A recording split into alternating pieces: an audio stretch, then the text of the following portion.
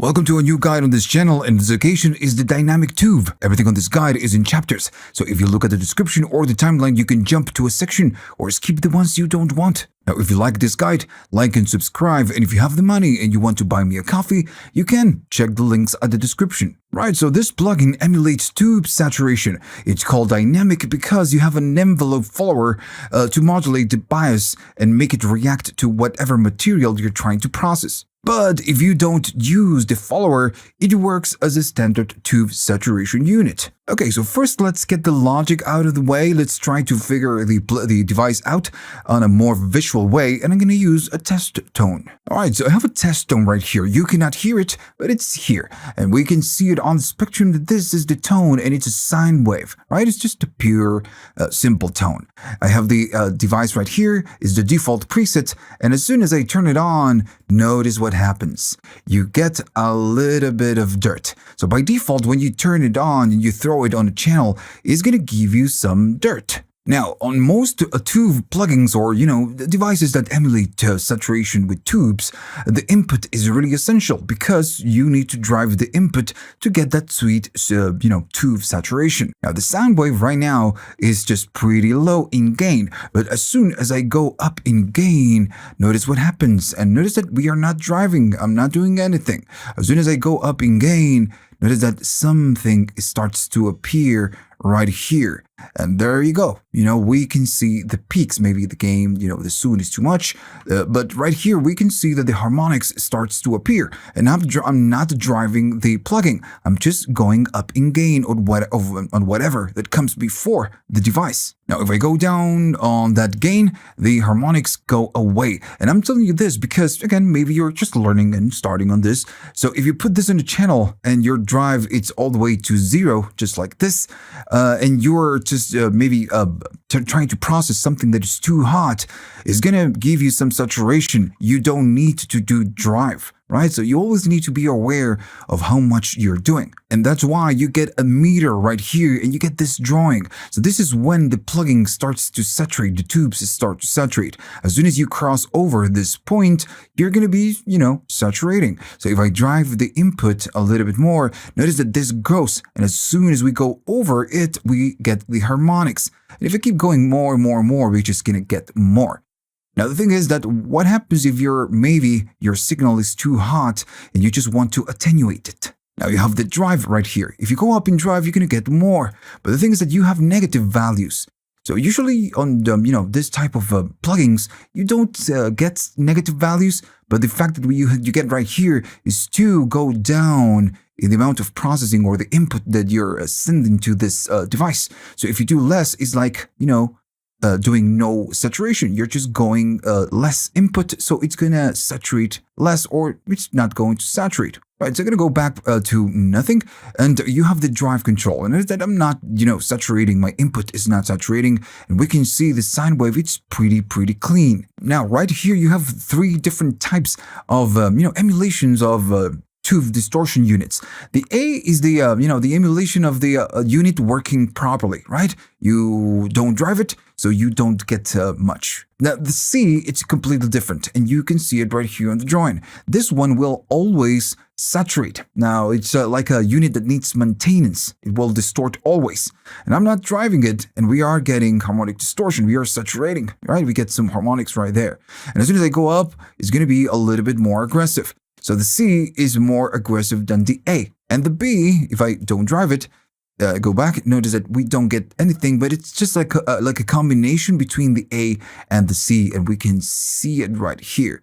It will not distort always, and it will not distort right away, but it's just, kind of in the middle of the A and the C. So again, you just have 3 different types of distortion or saturation. Now, I'm going to go back to the A, the one that works, the one that works good. Now, then you have a tone right here. And of course, you have the output. Whenever you drive it, it's going to go, you're going to go up in level, so you can go down in the output. Pretty simple. I feel like I don't need to explain it. And also, you have the dry and the wet. We're going to use it in a minute. Now, I'm going to go all the way up in the drive, and I'm standing maybe on the A. And you know what? I'm going to go to the C. So then you have the tone control. Now this what it does, it will make the unit focus on a different area of the spectrum. If we go to the right side, it's going to focus on the higher frequencies.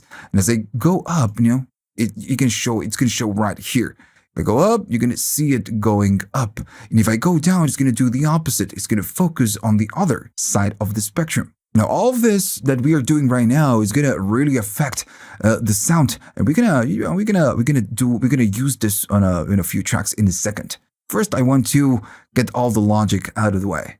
Okay, so then you have the bias. Now, I'm gonna go to the A for now. So then you have the bias, and the bias is on, let me just give you the short story. On vacuum tubes land, the bias is an important and vital part. It regulates how much voltage is directed to the vacuum tubes. Now, if you ever had a real tube amp, well, it has a bias, and you must not touch it because you will be affecting how much current it goes to the tubes, right? And you will be affecting how the unit works, and you might, die because an amplifier requires a lot of, electricity, so you might just die. So never touch it. Always send it to a technician. Now, long story short, over-biasing or under-biasing will affect how the tubes react to the sound. So this control is just doing that. It's offsetting how much current we set to the tubes. And we will be affecting how the harmonics will start to appear right here. If I keep moving up, I want you to look right here and look at the sine wave, how everything starts to shape and, change to something else. So this will, again, affect how it sounds. Right here is going to sound like, more softer and round. And if you keep going up, everything is going to sound a little bit more thin, let's say. Now, the thing is that the bias is affected by the type of distortion, how much drive you're doing, and the tone as well. So when you use the bias, you need to kind of, sweep the whole range of the bias and just, find the sweet spot right here. And this is something very common that you need to do with this type of devices, with distortion. You need to find the sweet spot. Now, again, different versions of the tubes is going to affect how it sounds. If I change it, let me just do a little bit more. If I change the different types, we can see the sine wave gets affected. Maybe I do it too much, right? So yeah, still don't worry, we're gonna use it in a minute. Now the thing is that on this device, the bias is it's pretty unique because you can modulate the bias with an envelope follower. You're gonna be listening whatever source you are trying to process. You will create an envelope and modulate this in some fashion. And this will give you, a different sound. We're gonna, use it in a second. All right, so enough of that test tone nonsense. Let's play some drums. Right, so now the plugin is on. We are hitting it. So we are doing some, tube saturation. If I turn it off, I want you to listen to the bass. Now the bass, and whenever you work with, saturation, sometimes it's a good idea to cut the bass because it's just gonna drive it too hard. Now let's do some drive. Right. Let's try different profiles.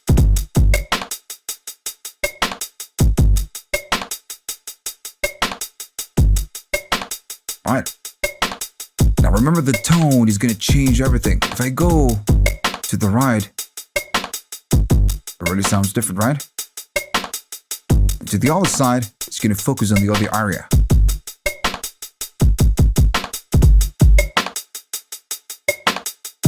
Now, I'm driving too hard, so we can really hear.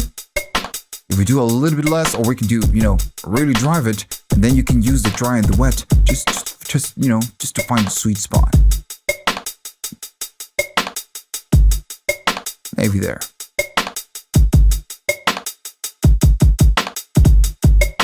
All right, I'm gonna go all the way wet, and I'm gonna be driving it, right? I'm gonna keep the tone right in the center, and for now, I'm just gonna go to the A.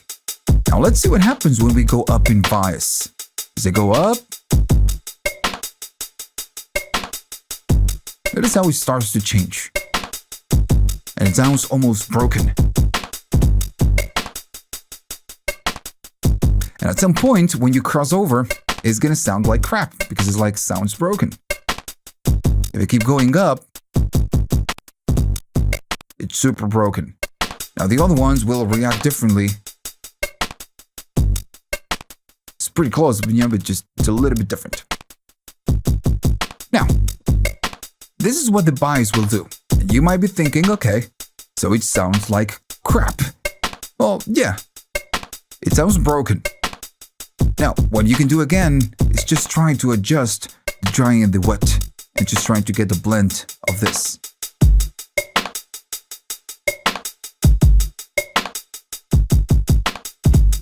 You get a little bit of that dirt. As that goes a little bit soft.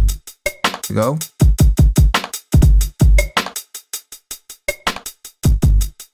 All right. Now, the fact that you have a bias right here doesn't mean that you have to use it the whole time. Maybe adding a little bit of drive, it's gonna just, get you what you want. You don't always need to go really crazy on saturation and distortion units. You just need to do a little bit, or even, do nothing. Just turn it on and do a little bit of saturation. That's all. You don't need to go crazy. You don't need this. And always trying to use and fine-tune the controls to your whole mix. You need to listen to the whole mix and see if this is making it better or just making it worse. All right. Okay, so now this is how it works. You just drive it. If you get what you want, that's cool. If not, you just move forward. Now then you have the envelope forward, which is the other side that we have right here. And this one works with a bias. Okay, so the envelope section will listen to the sound that you're trying to feed to this plugin, and it will react and generate an envelope to modulate this bias control up or down, right? This is what it does. Now, for example, right here we get the envelope. I'm going to go all the way up, being really aggressive so I can show you how this works. Now, the attack, for now, I'm just going to go all the way down, and I'm going to do a little bit of release. Now, if I play the track right now, this is how it's going to sound. And if I go up on the bias, at some point, it's going to sound really broken. So the envelope is listening to the kick and the snare that I have right here. Pretty much that's what, the peaks is what it's just triggering the envelope and generating that envelope. So this is like being modulated up like this every time that the kick and the snare hits pretty much. Now, right now, it sounds like crap. Well, what happens if we let the kick and the snare pass? So this is with the attack. We're going to make a slow attack. So if the attack is slow, it will not react to the kick and the snare so much. And as we go up, the kick and the snare will start to pass because we are not modulating the bias. We modulate it for everything else. If we keep going up, well, we get the kick and the snare now. Now, what you need to do now, because it still sounds a little bit like crap, you need to do a little bit of parallel processing. This is how you use this.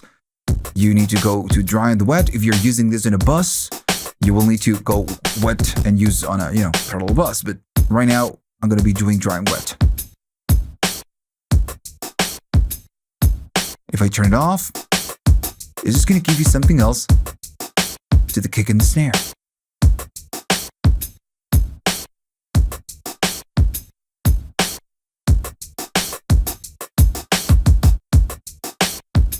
Right, so I'm going to do less. It affected more.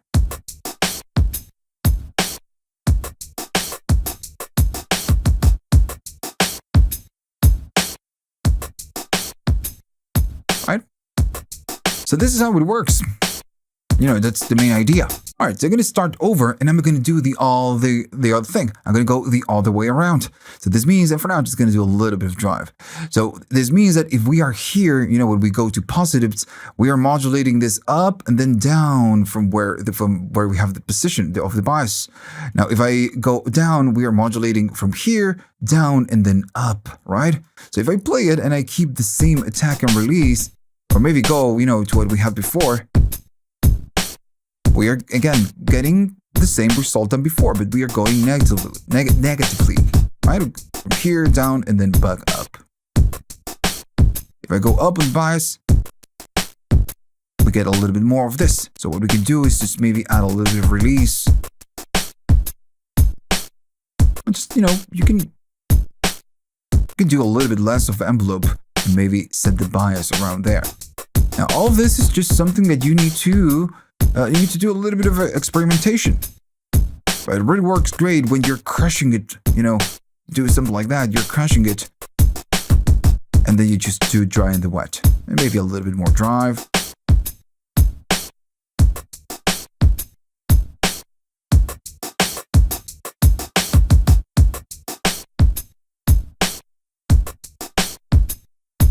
Right. Alright, so this is how it works. Now, the fact that you get an envelope follower, and this is called dynamic, it doesn't mean that you need to use it, and it doesn't mean that you need to use the bias 100% of the time. You just cannot use it. Just leave it alone and use it as a tube saturation unit. Right, so that's it. So hopefully you learned something new on this one, and now you understand it and you want to use it on your own productions. And remember, if you liked all of this, to like and subscribe. And if you have the money and you want to buy me a coffee just to say thanks, you can go to the links in the description, and you have links for PayPal, you have Patreon, and you have the YouTube thanks now. All right, so see you on the next one.